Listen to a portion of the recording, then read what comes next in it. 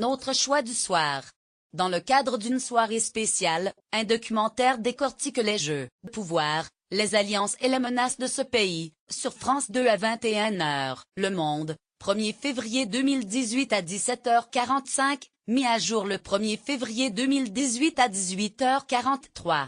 Par Alain Constant, documentaire sur France 2 à 21h pour mieux cerner la politique actuelle de Kim Jong-un. Il faut remonter à celle menée par son grand-père, Kim Il-sung, et son père, Kim Jong-il. Ainsi, grâce à de nombreux témoignages passionnants, anciens membres des services secrets américains, hauts responsables, nord-coréens réfugiés en Corée du Sud, diplomates, on comprend mieux comment, au fil du temps, la dynastie de Kim est parvenue à se maintenir au pouvoir et à faire régner la tension sur la scène internationale. Point fort de ce documentaire, la description du mystérieux Bureau 39, entité chargée de trouver du cash par tous les moyens et qui contrôle toutes les exportations. Pour attraper les dollars dans l'air, suivant une expression locale, rien de tel que la production et le trafic de drogue.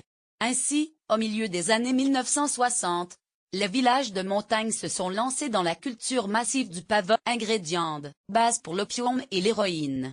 Le corps diplomatique, dont les valises ne peuvent être fouillées, étant chargé de rapatrier l'argent de la drogue.